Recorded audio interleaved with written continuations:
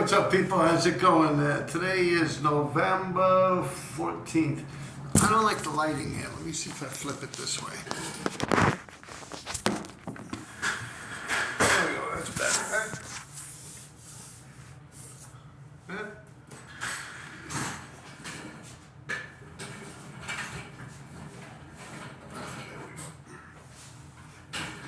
Alright, that's good. No. Yeah, because before the shine was coming in. Enough with that. Alright. That was too short. There you go. Look down. Alright, there we go. What's up, people? Happy Friday. Today is November 14th, 2025. And as I was telling you guys, I'm really getting ready to wrap up this YouTube channel. It's really just, I don't know, I'm kind of getting bored and tired of talking about graffiti. I've said this a couple of episodes ago. And you know what's funny with YouTube? Like, the minute I said that, like, put it this way, normally I could get one new sub, 2, 4 maybe a day, 6 a day, sometimes none a day, sometimes maybe one person, 2 will leave. Especially if I start some shit about the Democrats, I'll see my numbers dwindle at like 2 or 3 people, like, yo, fuck this guy, I know, unsubscribe or something. But in all reality, I started this channel, like I said, a couple episodes ago. I started this channel during the lockdown, the pandemic, COVID-19. And I'm sitting at home and this and that, and what the fuck, just to kill some time. Damn, now this shit is too low. I'm like leaning over like a little fucking midget. Can you guys hear me if I go like that, right? Yeah. So, COVID-19 came and pretty much locked down and shit kind of sucked. So I started this YouTube channel. I don't make any money off this. My Patreon, I have a Patreon I make like $100 a month off of. I think I have like anywhere from 20 something to like 32 followers on Patreon. If you want to join my Patreon, join my Patreon. I will continue doing my Patreon. But the funny thing is, as I was just explaining, the amounts of people that sub to me and the traffic, so to say, as far as it goes with subscriptions, right? So as soon as I drop that video, like, I'm getting tired of all this stupid graffiti shit. I'm fucking pushing into 60, I'm getting old, it's just kind of like it doesn't fit in my life, like, so as soon as I started saying that and I posted that video, it's like, I got like 30 something subs the next day, so on and so forth. Then when I put on the, like every day, it was like 20, 30, something like that. Then when I put on that black book that I opened up, and I was showing you guys the whole black book that I did all these RDs in, it was like I got 98 fucking subs that day. The next day, I got like 97 subs. The day after that, I got like 93 or something like that. And it's been going like that ever since. And I'm like, yo, what is it? Like, did YouTube know I'm getting ready to pack it up on here? So they like added me to the algorithm, because I also started getting some weird conversations with people like, yo, this popped up in my feed. What the fuck? I don't got nothing to do with graffiti. You can read the comments. Some people are like, why is this shit in my feed? Some people are like, oh, I figured I'd check it out. It's kind of cool. It popped up in my feed. So I'm wondering if the YouTube, flagged words, like where it's like, yeah, I'm getting ready to pack it up and I don't want to be doing YouTube no more. And once I said that, like, I started getting flooded with fucking subs and shit like that. But that's the sad reality of it. I'm just, like I said, I'm pushing into 60. I kind of told you guys, I could go on and on and on, but certain things I kind of can't. I don't want to be like a rat on here telling on people and stuff like that. So I kept it as copacetic as possible. And I'm just kind of like, I don't know, like graffiti, like the shit that I grew up on and the shit that I used to do has got nothing like to do with what's going on out there now. It's like, even the people that decide to write graffiti are totally different. It's like, I don't know, like, I guess the only way I could describe it, it was like we were playing football, and I'm not a sports person. Anyone out there could tell you that knows me. But just from the analogy of it, or if that's the proper way to use the word, it's like Instead of playing a game of football, it's like you have a football, but you're just passing it back and forth to each other. And that's it. Like, instead of the rest of the whole game. And that's kind of like what's going on here. It's just you're playing catch with a football, but yet you're calling yourselves football players, being the fact that you're using a football. I guess that would probably be the best way to put it. It's really like night and day from what, I came up under and what's going on out there now. It's like, I would have to say it was pretty much ruled by what you people call nowadays male toxic masculinity, or alpha and this and that. That's pretty much what it was. And it's like, now it's like a bunch of little 60-pound fucking yuppie fucking glue-chested bitches. Like, I mean, if you see videos of these people, they distort their voices and shit. They sound like fucking Darth Vader or like Bane or something like that from Batman. It's like, they distort the voices, I guess, to trick the police so they don't get caught or something. But it's like, yeah, it's the craziest shit, because then when they have them on video and you look at them next to like a fire hydrant, or you look at them next to like a fucking parking meter or just a regular car, it's like, they're really like little skinny, creepy, like scavengers, man. Like, yeah, that shit is crazy. But they talk a good game, with the voices all distorted and everything, They sound like they're real tough and shit like that. But it's like, wow, man, I don't know what happened to Graffiti Game. And maybe it's not even what happened to Graffiti Game. Maybe I just aged out, man. I hit the point where it's kind of like, what the fuck is this all up for? Like, why, I guess I finally grew up and got old. But anyway, yeah, I'm going to be wrapping this shit up. And as far as it goes with that black book, you bought it. Yeah, I'll do the black book. I still haven't decided. I'm going to continue on with my Patreon. And, I put a lot of stuff out there for Patreon and everything. But in all reality,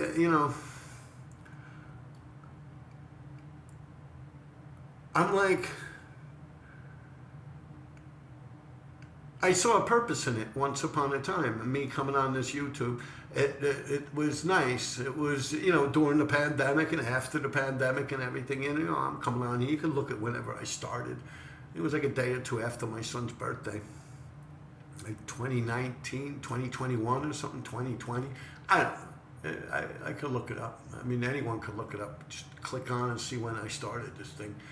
And I started it because I had too much time on my hands. And now it's at the point where I don't have enough time to keep this thing going, especially where I'm not making any money off it or anything. And, I have these situations that have come my way. They're pretty lucrative. And they're going to take up a lot of my time. Plus, it's like, I started going to the gym again.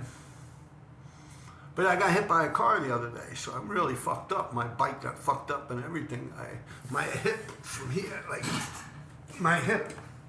from here to like here and back, it's like, the whole fucking thing. It's like black and blue. It looks like someone took a frying pan, like some Tom and Jerry shit. Just blah, and just fucking hit me right here, man. Yeah, I got fucked up. Even if you look at my face here, you can see I got a little bit of a black eye. Like, I got smashed. And I was supposed to go right, and, Saturday. But, the person I go with, I'm like, dude, man, I got hit by a car. I can't go. Like, my old bike, my electric bike, I started riding that thing in June, man. That fucking thing, I got to go out and steal a new front wheel for it, man. I mean, D3 got the bike for me. It didn't cost me anything, but still, I got accustomed to that shit, man. Now I'm riding a regular fucking bike, and I'm like, this sucks. Like a regular pedal bike. Meanwhile, I was a badass. I came up on a fucking pedal bike, man. I used to do bike messengering and shit. I would ride down from 198th Street and Marion Avenue when I was married, living in the Bronx. 198th Street and Marion Avenue. Right over there near the Marymount, nun school. I lived diagonally across from it.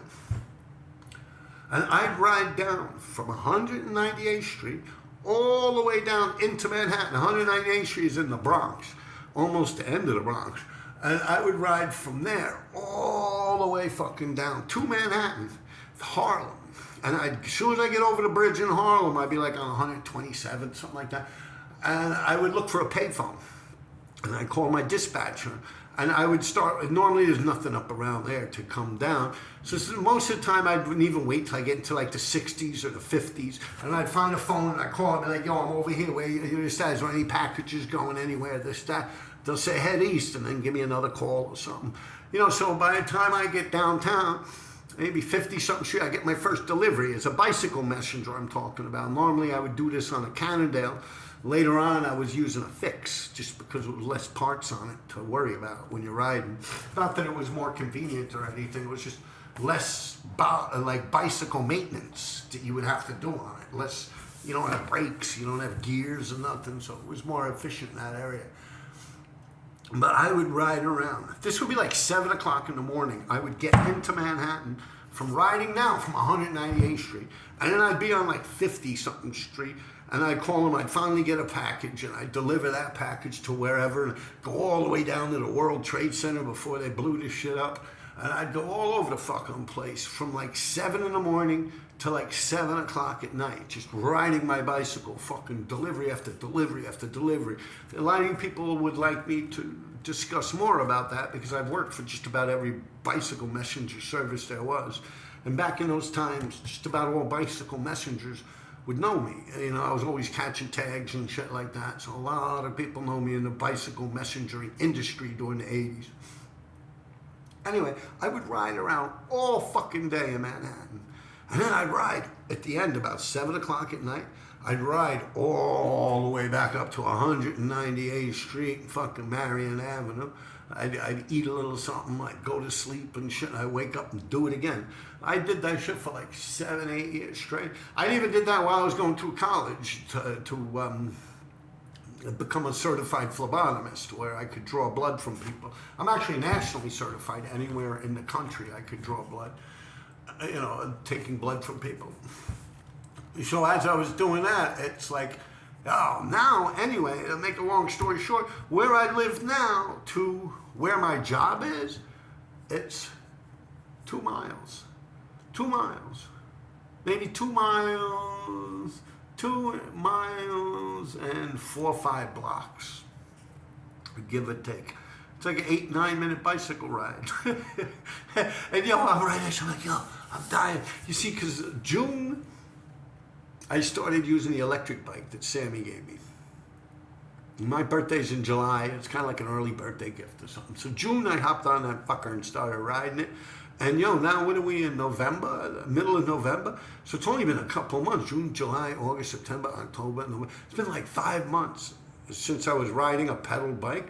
And now I go like 10 blocks. I'm like I'm dying, I'm like, what the fuck happened? Like, that was me. Like, I used to ride all the time. I remember the first few days coming home from doing bicycle messengering and going all the way up to the back. When I'd lay in bed, I'd actually be laying in bed. It feels like your legs are still pedaling. Like you'd wake up kicking your legs like you're pedaling and shit. It was insane. Fucking insane, man. Yeah, that shit is crazy. Now I could barely even ride 2 miles without being like, ow, jeez. But I am injured also. I got to take into consideration, like my hip. It's really fucked up. Like I said, I got a big black and blue mark here and shit. Like my face even was like, like my face hit the concrete too. Like, I'm like, what the fuck? It's like this. This is like, I swear, when I got in this bike accident just recently, and it's been a good 8-9 years since I got hit by a car, man. Yeah, I had a good run, man. I had a good fucking run out there before this accident. And it's not even that bad. I mean, I'm talking to you guys. I'm not in the hospital or anything. I didn't even seek medical attention. I actually got up and got at it. I was shy. I got all these people with fucking cameras and shit. And I'm like, I felt stupid sitting there on the floor and shit, My pride, I guess. So I got the fuck out of it on the bike. And then I was actually on, it's like, because the front wheel, it's like, it's not like a carbon fiber where it's like a plastic, like a fiberglass. It was more like a cast, like a, like an aluminum alloy, almost like something that was poured into a cast. It's like they get this shit when it's hot and they melted it into like a liquid. And they pour it into a cast and it shapes a cast. And when it hardens, seems like that's the kind of manufacturing they used on this rim. But yeah, that shit was like it cracked. So I still rode on the fucking thing, like just to get out of there, you know. She was like, on my pot, the tire flattened. I was like, fuck, I had to wheel that shit home like a fucking mile and a half after getting hit by a fucking car. And I was even looking at the guy, you know, coming up on him, and I looked right at him, and he looked right at me. And I had the right of way. He was trying to turn this way. And we looked at each other, and I had the right of way. It's like I actually heard a beep, beep from behind, over here somewhere. So I looked, and when I looked to look back, I saw the guy right here, you know. And I go to look, and I don't see what's beeping. So I go for mine. Dude just boosh! He just snipped me, man. Yo, hit the front wheel. My bike went down. See, I can't, this finger doesn't go straight. So let me use this hand. So it's like, yeah, but then I can't flip it this way. It's like this. Say this is me, right? And here's the bike. Here's the car. He just went like this. Like he just went boom! Like I slammed down on the fucking concrete. I slammed so hard. It was like the wire on a mouse trap being released. Like just, that's how the bike went. It almost crushed my legs and everything, man. I was all fucked up. Then the guy's gonna look at me and take off. I'm like, oh, you all right? I'm like, get the fuck away from me, man. You fucking, I just took off on that shit. Yeah, man, I'm feeling it now. My bike's all fucked up. Like I said, I'm supposed to go Saturday, go out catching, you know, my tag with my graffiti or whatnot. I called the person I go with. Like, oh, I got canceled. And he's like, what are you talking about? It's like 3 days away, you know, because the accident happened a couple days ago. So he's like, yo, what do you mean? I said, dude, I got hit by a car. He's like, oh, come on, man, you got hit by a car. They're like, yo, you? I'm like, wow, man, that fucked my head up. I'm like, oh, dude, like the past, if you guys follow my Patreon, you'd know what I'm talking about, because I put my activity out there, like when I'm writing graffiti and shit on my Patreon. And I had, like I said, I was drawing that whole black book. But if you look, like I've been out there dolo, like by myself the past couple of times. You know, I think Anna was in one of the times. She was looking out for me.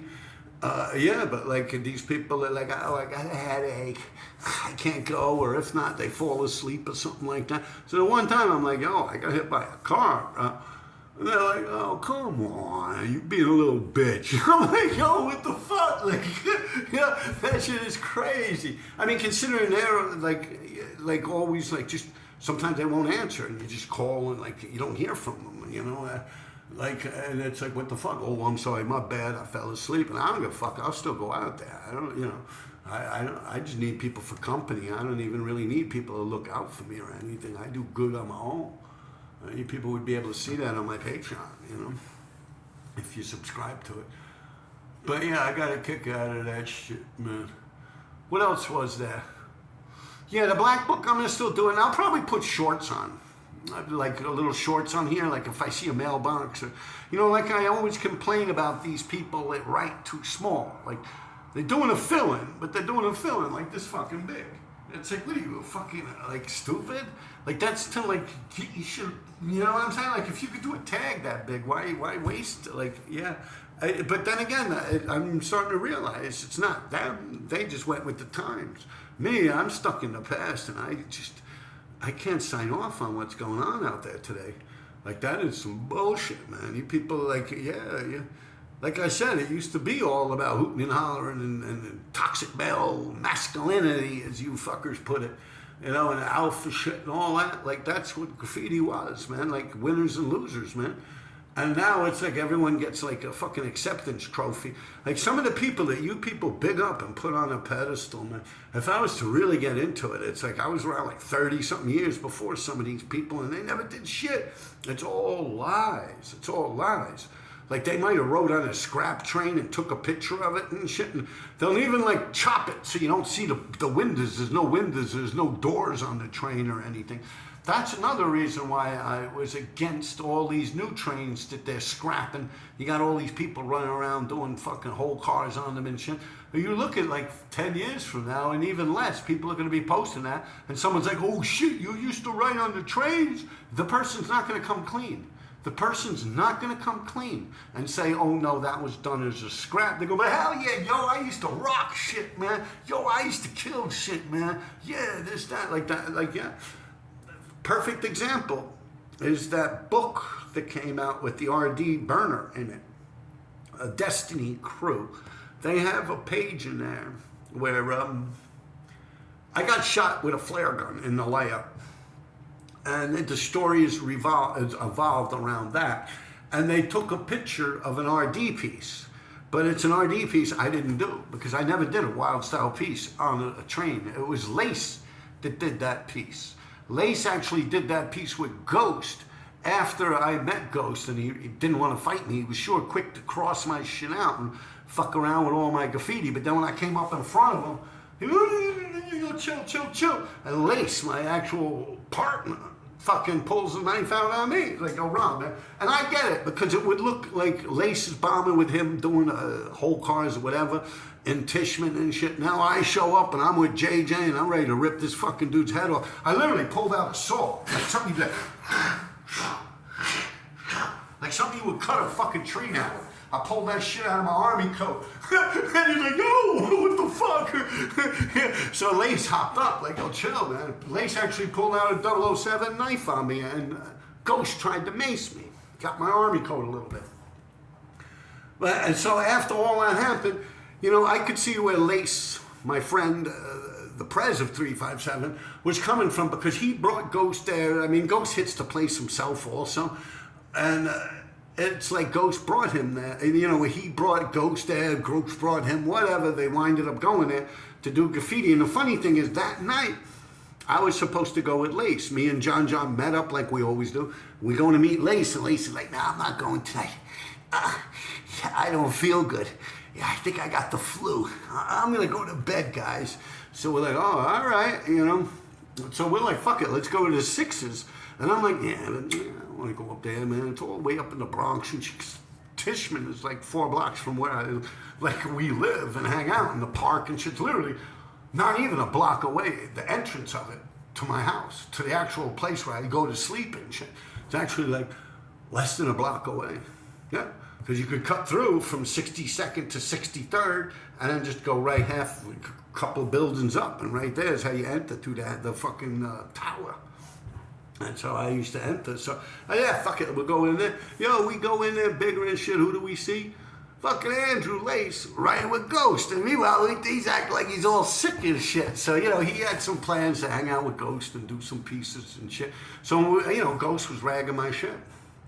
So when I met him, I'm like, yo, what the fuck? And Lace is like, no, come on, Rob. He's going to think I set him up. That's what Ghost would think.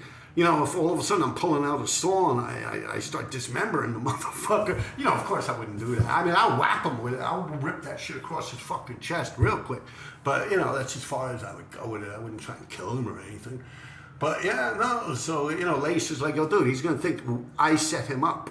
And, you know, that's not going to be good and this and that. And so I did leave. Me and John left. Like, oh, fuck you, man. You know, I didn't speak to Andrew Lace for a while. I didn't speak to Lace for about a month. And in that time period, Lace hooked up with Ghost again, and they did the Franklin Avenue shuttle, I believe. And they did pieces on it, but instead of Lace doing a Lace piece, he did an RD piece. And so it said, like, 6-pack, Ghost 6-pack. 6-pack I know is definitely there. And then an RD piece done together. So everyone's like, yo, I thought they had beef and this and that. But, you know, that was Andrew's way of trying to smooth things over with me. But I didn't even know about that piece in existence until the internet came around. Like, Lace never told me about that or anything. I definitely wasn't talking to Ghost like that. So I didn't even know that piece existed until later on in life, like with the internet and shit. I'm like, you know, I'm like, yo, that looks like Lace did that shit. He's like, yeah, I did that piece, man. Yo, that was that time, yo, this, that. You know, so, yeah, interesting shit. I don't know where I was going with that, but yeah, peace out, people. Take care of yourselves, and yeah, why was I ranting and raving about that whole shit? I don't know where I started off with that whole thing. You know, I really do just push this button and turn it on, and I don't know. But take care of yourselves. I'm going to continue coming on here. Oh, I know why I brought that up. It's because with the trains that are being scrapped now, people do those trains, and later on in life, even some trains that were scrap trains that were in scrap yards in the late 80s, people won't tell you they did that shit in the scrap yard. They'll act like that shit got pulled off the line, and they were actually, it was running on the subway lines. They'll have you believe that shit. And that's why I brought up the whole thing about that book, Destiny's Crew, with the RD piece in it. You can see there's not an RD tag in it. It says Lace. It's no comp boys. I'm like, I'm not down with that shit. I don't know those people. You know, like, I don't know them. I think Lace said he bumped into them or some shit like that once upon a time or something. I don't know. But yeah, it said NCB, no comp boys or something like that. I don't even know if the boys is in, but there was no RD tags on that shit. But when that book, I told them, I'm like, yo, I didn't do that piece. And whenever someone's like, yo, you came off, I'm always like, no, I didn't do that piece. That's not me. I did not do that. Just like with Rice Grain Terminal in Brooklyn, when I was climbing out on the beams, the whole ceiling was collapsed. And I did that big RD, facing over the highway, a bunch of shit with Barron. I just put it on my Instagram the other day. Someone sent me a pretty cool picture of it that I never had. And now I had done that, and like 10 years went by, and then someone turned my R into a H. I think it was this guy Hydro from Sunset Park or I don't know, Carl Gardens or some shit like that, because that's where the Rice Terminal Tower was. And he went up there and he blacked out certain parts of my R, and there was no real floor anymore to do where my D was. I was literally on a beam going like this with it. So he couldn't fuck with the D. What he did was he just kind of like used a dark black paint to get rid of certain lines in my R, and then he just made it a H to stand for HD. And I'm like, I don't know why the guy did it. I had no beef with him or nothing, you know. But yeah, so it lasted like a good 10 years, maybe longer. Yeah, maybe 13 years before it turned into a HD. Then Mikey Axe, the guy who used to do the A fill-ins all over, STM, you know, with trap, fibs and them, STM. He told me later, he was like, yo, I like how you went up because it got fixed. Like, all of a sudden it said RD again. And I told him I didn't go back up there and fix that shit. Like, this isn't even after Baron Timmy had died.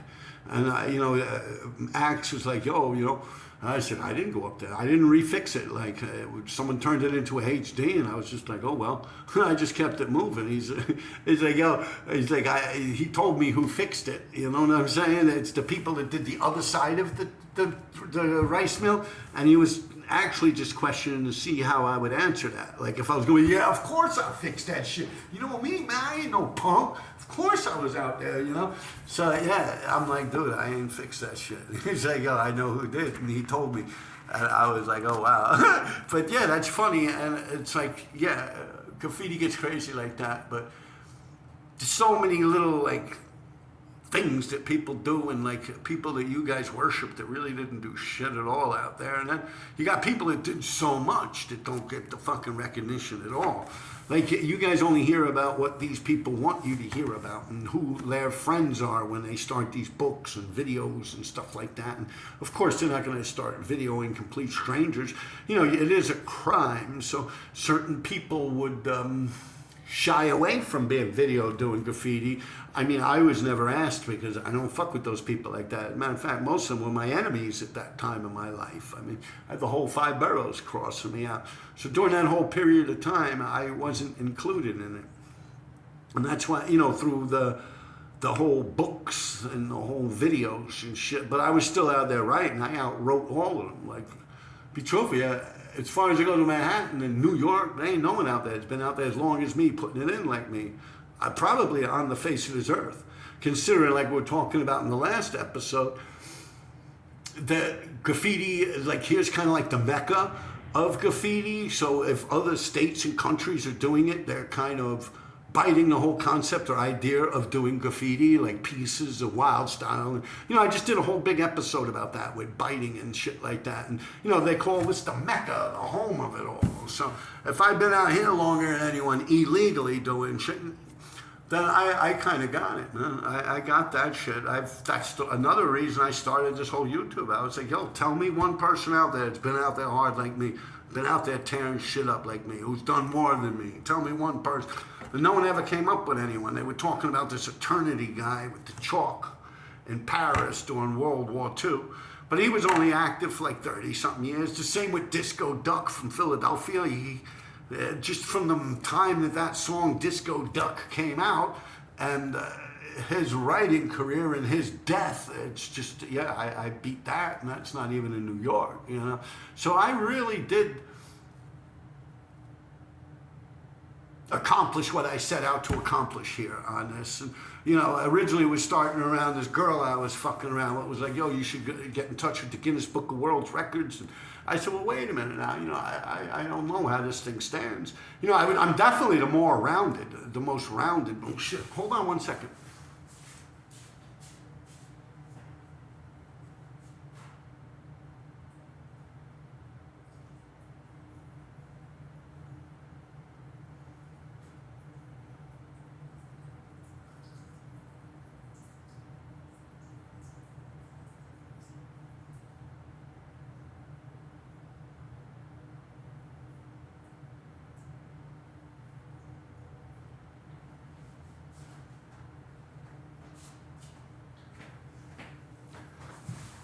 Yeah, so I'm definitely the most rounded. As far as it goes, what do I mean by rounded? It's like I did a lot of tags. Tags was my main thing that I love to do. As of recent, I took up the task of doing fill-ins. Been tearing shit up with those fucking things, and even with all these little bitches and their fucking little bullshit that they try to put me through. Yeah, you went over me, like, yo, this shit's crazy. Like, you could do a fill-in over a dude with a sticker and he'll have a heart attack, like his sticker. I mean, I'm exaggerating just to make it fun, but it really is like that. Like, if someone has a hollow outline of a bubble letter that's like this big, and I do the whole side of the fucking building, all of a sudden they're bitching to me. Yeah, it's crazy. Like, barely filled in shit. It's like, I don't know, y'all are a bunch of pussies out there. You gotta either be in it or, how does it go? Ain't no half-stepping, or a part-time crook or whatever, half-time crook or whatever. You either in it or you're not. That's pretty much the way it goes. But yeah, I've accomplished everything. I mean, I've done huge blockbusters. I've done like literally a block long, 17, 18 feet tall. Did that several times in my life. I've come to the point where there's really nothing left for me to do. Like, it's easy as fuck out there now. There's nothing stopping anyone from doing anything. Tags took it to a level. Fill-ins, I've done huge fill-ins. Just even me running around with Skay doing those things back in 2000? Something like that, Yeah, I look back at it all and I'm like, wow, I've done pieces in the Hall of Fame. I've done burners and shit like that. Yeah, there's no one out there. Like, even earlier than that, the late 80s, when I did that big demon on the back of that fucking Catholic school girls' playground. 105th Street Posse. Yeah. With Dennis and his twin, they used to run the Buddha spot. Big Boo. Yeah, Boo was up around there. Asia. Not the writer, Asia. Alpo. Yeah. During the time of Alpo, man. Yeah. It's like a block or two from his house, actually. Yeah. East River houses. 103rd Street. Yo, I was up there not too long ago. That whole field is gone. The church, the school, even my mother's church is gone. Like, the church, my mother's been dead,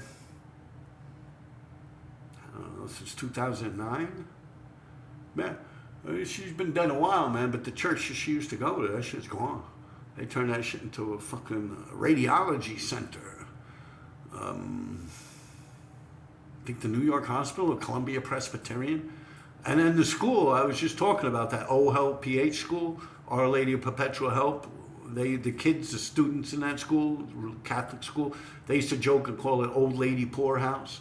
But yeah, that's gone. All that shit, like all the churches and shit, they're being uplifted out of here.